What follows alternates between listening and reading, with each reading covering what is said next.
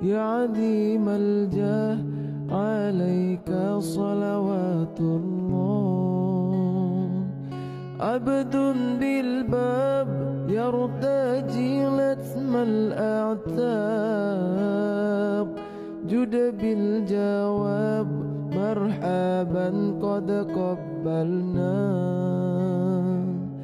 أنت المعروف بالجود مكر الضيوف، إني ملهوف أغثني بحق الله. الله الله أغثنا يا رسول الله.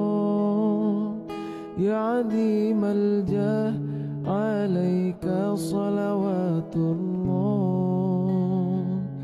عبد بالباب يرتجي لثم الأعتاب، جد بالجواب مرحبا قد قبلنا. أنت المعروف بالجود مكر الضيوف، إني ملهوف أغثني بحق الله.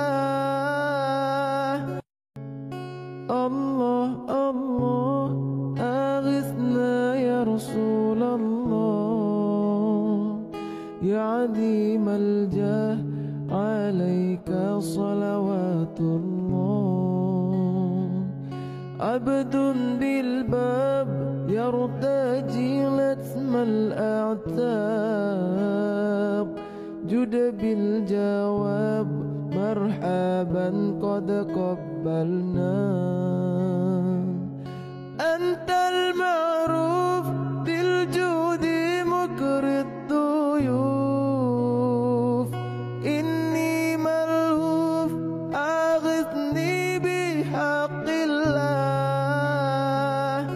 الله الله أغثنا يا رسول الله. يا عديم الجاه عليك صلوات الله. عبد بالباب يرتجي لثم الأعتاب، جد بالجواب مرحبا قد قبلنا.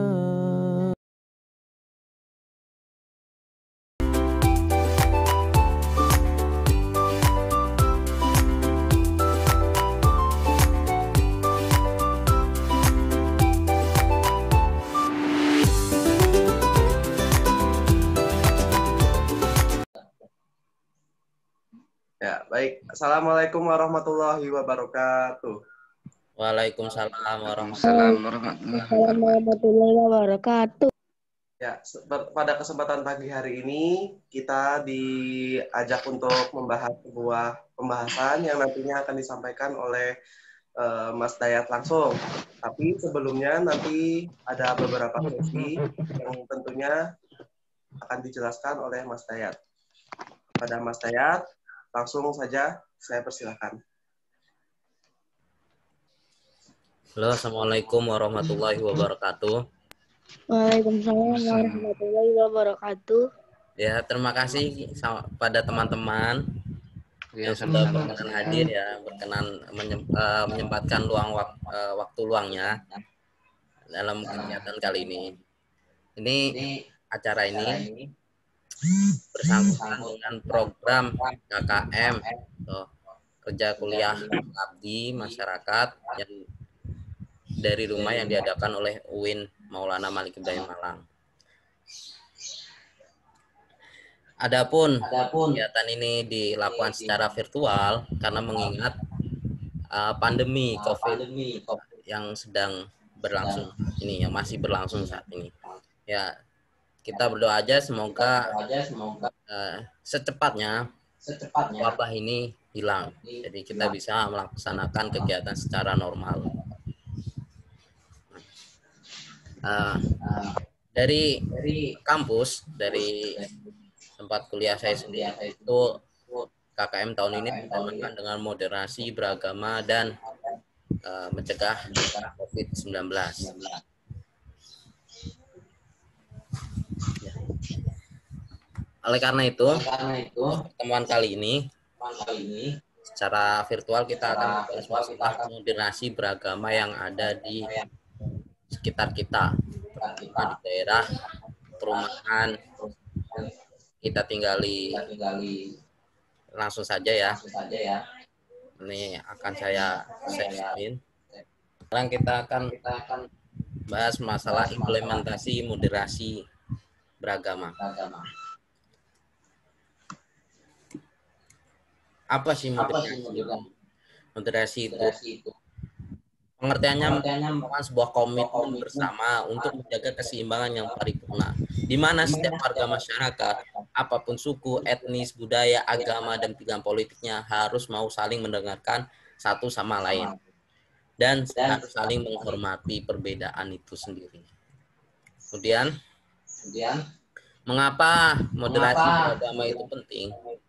Yang pertama, kita harus menyadari bahwa perbedaan adalah sunatullah, hukum Allah itu sudah ditentukan bahwa manusia yang diciptakan itu tidak satu jenis, tidak beragama satu, berbudaya satu atau berbangsa satu, tapi berbagai macam warna, berbeda-beda, tapi tetap satu kan gitu. Nah, kemudian adalah keanekaragaman yang ada itu adalah sebuah fitrah bangsa, menjadi khasanah atau kekayaan dari bangsa kita sendiri. Dan Pancasila adalah cermin nilai asli masyarakat Indonesia. Dan bangsa Indonesia adalah bangsa yang beragama sesuai dengan Pancasila sila yang pertama, yaitu ketuhanan. Nah, maka bangsa Indonesia tidak menganut paham ateisme yang tidak memiliki Tuhan. Dan tujuan untuk KKM ini yaitu untuk mengajarkan agama atau pengetahuan agama yang ramah, toleran, dan menghargai keberagaman. Landasan dari moderasi beragama itu adalah kita bisa lihat nih. Moderasi itu dari kata moderat. Moderat itu tengah-tengah, tidak kanan, tidak kiri, tidak atas, dan tidak bawah. Pokoknya di tengah-tengah. Kita bisa lihat di ilustrasi ini ya. Moderat itu ada di tengah-tengah. Nah, dalam ilmu kalam juga biasa disebut, ada yang menyebutkan ilmu tauhid atau ilmu akidah. Itu ada namanya tataruf tasyaddudi dan tataruf tasahuli. Tataruf tasyaddudi itu tasyaddud diambil dari kata tasyaddud yang artinya berat atau keras. Berat ya. Kemudian tataruf tasyaddud ini adalah golongan-golongan kanan seperti fanatisme. Kita lihat fanatisme ekstrim. Nah, kemudian tataruf tasahuli, tasahuli itu artinya gampang atau enteng, ringan. Ini merupakan golongan-golongan kiri, disebut dengan golongan kiri, yaitu seperti Syiah, liberal, dan Mu'tazilah. Liberal itu kita tahu yaitu ada dua paham besar, yaitu liberalisme dan komunisme. Sosialisme, maaf. Yang mana liberalisme itu diambil kata liberal yang artinya kebebasan. Jadi berpikir bebas dan melakukan segala sesuatu bebas. Nah, ini pun tidak sesuai dengan ajaran Islam, karena ajaran kita sendiri itu memiliki aturan-aturan, hukum-hukum, batas-batasan yang mana tidak boleh kita langgar. Sikap keberagaman yang terbaik yang harus kita lakukan. Nah, seperti dalam contoh al-halaj. Al-halaj ketika khilafah insya Allah Abbasiyah ya. Itu beliau memiliki pemahaman tentang wahdatul wujud. Kalau di Indonesia itu ada namanya seksi tijenar, yang mana manunggaling kaulu gusti. Nah, itu sama dengan wahdatul wujud. Jadi ajarannya itu saya baca itu beliau mengatakan tidak ada Semuanya tidak ada kecuali saya Tuhan gitu. Saya Tuhan, maksudnya Tuhan ada di diri saya gitu, seperti itu. Nah, kemudian Syekh Abdul Qadir dalam Manaqibnya ini merupakan sikap moderasi atau sikap moderat, toleran yang terbaik itu mengatakan jika saya sezaman dengan Al-Halaj maka saya akan membimbingnya. Nah, membimbingnya bukan memusuhinya. Kesimpulan yang kita ambil adalah moderasi dalam beragama itu harus mengikuti praktek yang diajari di Muhammad SAW. Kemudian, apakah perlu sih moderasi? Sangat perlu sekali ya moderasi. Beragama kita lakukan karena kita sendiri harus menyadari bahwa Indonesia sendiri sangat beragam, baik dalam agama, bukan saja agama, tapi ada budaya, ras, dan suku bangsa, bahasa pun berbeda. Itu yang menjadi khasanah bangsa kita. Nah, itu harus kita sadari dengan betul-betul bahwa moderasi, moderat, tidak kanan dan tidak kiri, itu harus kita sikapi dengan baik, harus kita lakukan dengan sikap yang baik. Ya, seperti itu. Dalam ini ada peta ya, ini hasil penelitian dari PPIM UIN Syarif Hidayatullah Jakarta bekerjasama dengan Konvei UNDP tahun 2017. Ini ada peta opini radikalisme pelajar. Radikalisme pelajar itu sangat berkembang sekali. Paham radikal itu sangat berkembang di kalangan pelajar, baik tingkat menengah hingga perguruan tinggi. Mengapa? Karena pada usia segitu, pada usia rentan antara dewasa, tingkat menengah dan perguruan tinggi, itu rasa ingin tahu orang itu sangat besar. Namun sayangnya tidak diimbangi dengan pengetahuan yang cukup, pengetahuan agama, pengetahuan sosial, dan pengetahuan kenegaraan. Oleh karena itu, orang-orang yang berada pada tempat itu gampang dipengaruhi oleh paham-paham yang menurutnya itu lebih lebih baik gitu. Padahal hakikatnya itu belum tentu.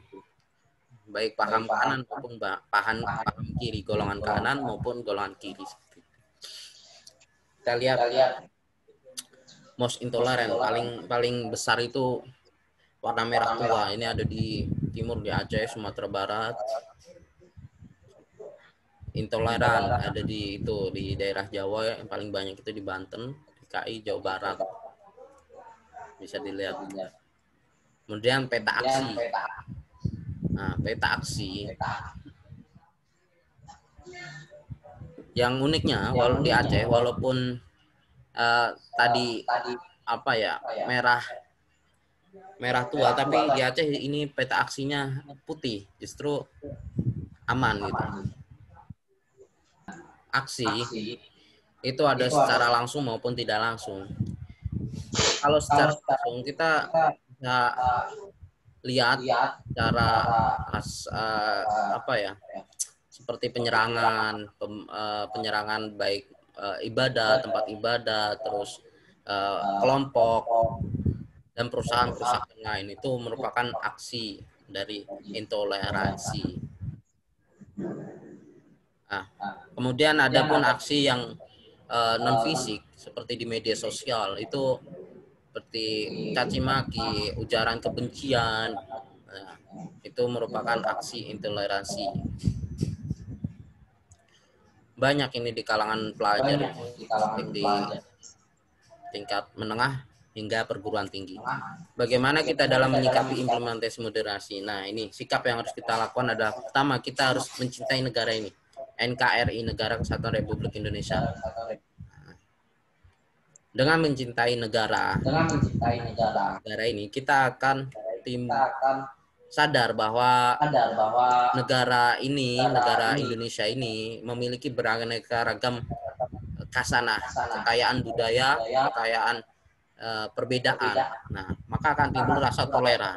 Dari rasa toleran itu tidak akan mengkafirkan, menyalahkan, dan membenci pihak-pihak yang berseberangan, baik dalam sesama agama maupun beda agama. Nah, hubungannya pada level negara itu adalah hubungan negara dan agama, sehingga terjalin hubungan harmonis antara agama dan negara. Karena negara dan agama di Indonesia itu tidak bisa dipisahkan. Kemudian rasa toleran itu akan berhubungan dengan antar umat beragama.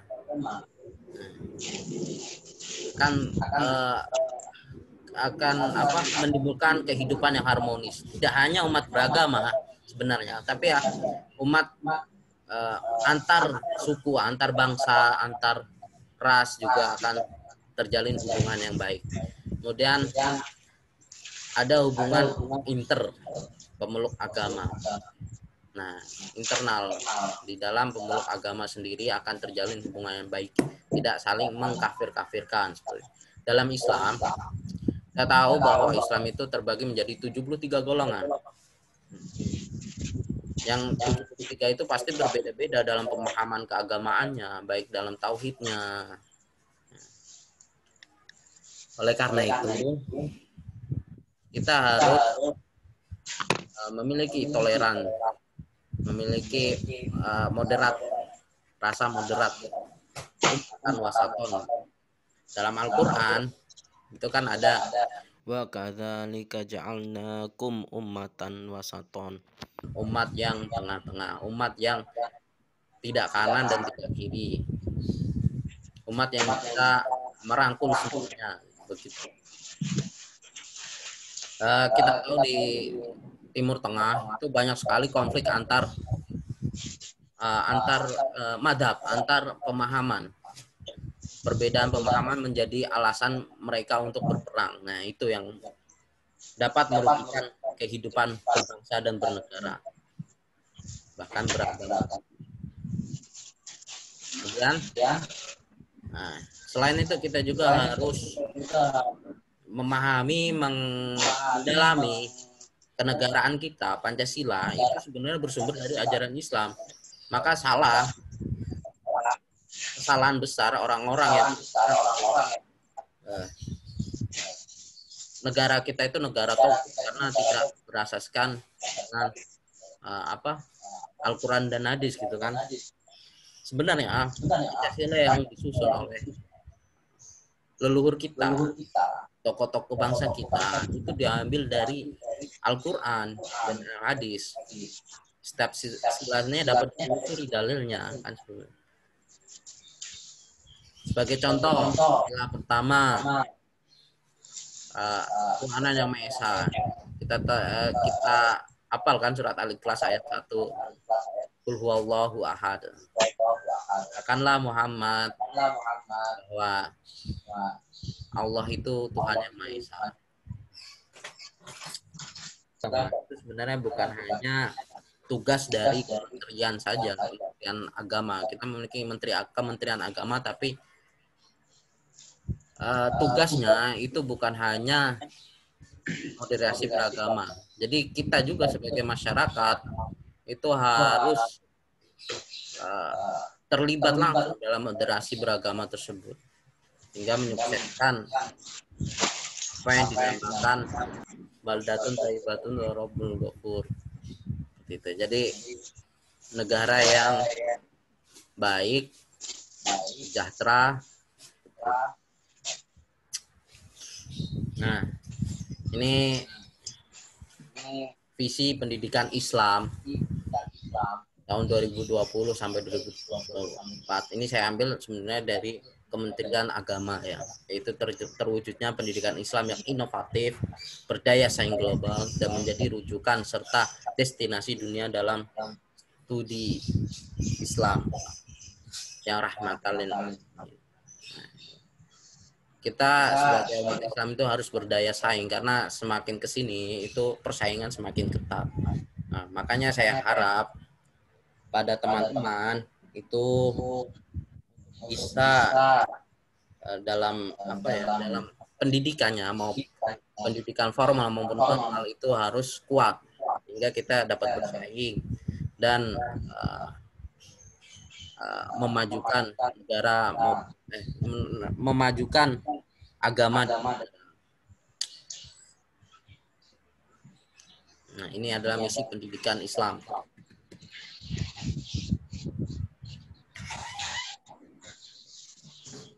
Ya, sebelumnya saya jelaskan dulu sedikit mengenai moderasi. Kenapa moderasi ini harus kita lakukan? Maaf. Bingung saya. Bagaimana sih kita dalam membentengi diri kita agar bisa menjadi orang yang modernisasi atau moderat dalam membentengi dari paham-paham golongan kanan maupun golongan. Yang paling utama kita harus dalam ilmu agama yang baik di tempat yang baik dengan orang yang baik. Mengaji adalah salah satu cara membentengi diri kita dari paham-paham. Mungkin itu aja. Kalau ada pertanyaan nanti bisa silahkan ditanyakan kepada moderator. Kembalikan. Terima kasih. Ya, baik. Ya, ini terima kasih kepada Mas Dayat telah menyampaikan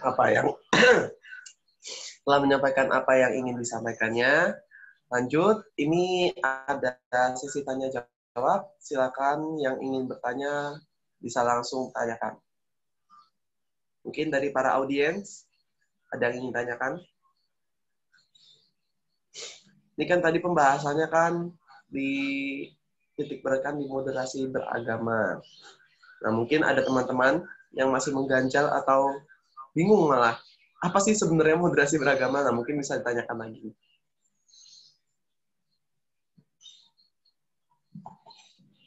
Gimana? Ini Mas Hafiz mau tanyakan? Baik, mungkin dari saya Mas bisa bertanya ya. Silakan Mas Hafiz. Ini nickname-nya kok ya. Terima kasih atas waktunya Mas. Saya mau nanya, apakah seorang pelajar itu bisa mengambil peran dalam bermodernisasi beragama? Pelajar seperti saya dan teman-teman mungkin bisakah mengambil peran dalam bermoderasi apa tadi? Bisa diulang? Apakah pelajar seperti kami, seperti saya bisa modernisasi beragama, peran gimana sih? Ikut peran ya, ikut serta maksudnya ya. Iya, peran apa yang bisa kita lakukan gitu. Pertanyaannya. Jadi maksudnya Mas Hafiz begini Mas Dayat, ini sebagai pelajar itu apa sih turut sertanya atau bagaimana ikut sertanya gitu dalam kita ikut moderasi beragama. Oh, ini malah suruh on cam nih Mas Hafiz. Nah, oke. Oke. Nih, nanya Mas Hafiz ya? Iya. Mungkin bisa. Ya. Diam dulu. Ganteng gitu. Diam dah. Kampung. Iya. Oke, dah. Jadi sangat bisa sekali berperan. Justru yang paling utama dalam implementasi moderasi beragama itu adalah di kalangan remaja, kalangan pelajar. Yang tadi saya katakan bahwa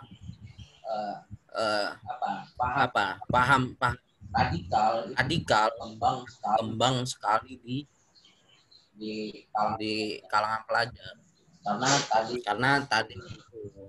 Karena pelajar itu masih rasa ingin tahunya itu dalam, tapi tidak diimbangi dengan pengetahuan agama, pengetahuan sosial, pengetahuan yang lain-lainnya dengan baik. Makanya mudah terpengaruh. Nah, bagaimana mengambil peran untuk lingkungan kecil, untuk lingkungan terkecil itu kita bisa seperti menasihati atau mengajak teman-teman kita itu ke mempelajari ilmu agama yang baik seperti itu. Kemudian untuk kita kan sekarang zamannya zaman digital ya. Nah, di media sosial kita sebarkan modernisasi atau paham-paham yang baik seperti Ahlus Sunnah wal Jamaah, cinta tanah air, cinta agama, cinta tanah air. Nah, itu merupakan salah satu peran kaum pelajar dalam masih beragama. Nah, ini kan apa namanya? Tadi kan pertanyaannya kalau Mas Hafiz apakah bisa ya kan? Nah, sekarang contohnya tuh bagaimana sih gitu? Kalau dari saya. Ya, seperti tadi contohnya itu pertama kita dalam lingkungan terkecil kita dapat mengajak teman-teman kita untuk mencari ilmu agama yang baik seperti itu. Diajak ngaji atau melalui sekarang karena zamannya digital, media sosial berkembang dengan baik, kita dapat posting-postingan yang hal-hal yang baik seperti agamaan, dan cinta tanah air. Jadi religius nasionalisme. Kita dapat ya seperti tadi posting masalah keagamaan atau kenegaraan. Itu contoh mudah. Ada yang lain mungkin yang ingin bertanya dari Mbak Asri atau Mbak Alia, atau Mas Ardan atau Mbak Arina, atau Mbak Zakia mungkin? Mas makan deh. Oke, terima kasih ya Mas Hafiz tadi udah menanyakan sebuah pertanyaan.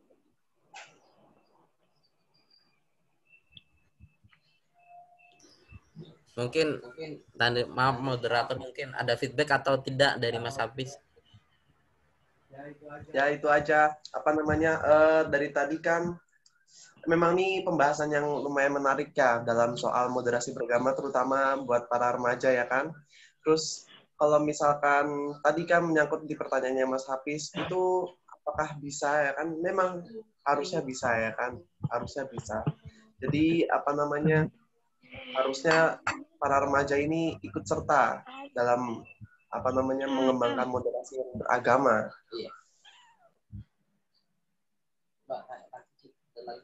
Tidak ada lagi nih yang ingin menanyakan. Oke, mungkin ini bisa langsung ditutup ya Mas ya.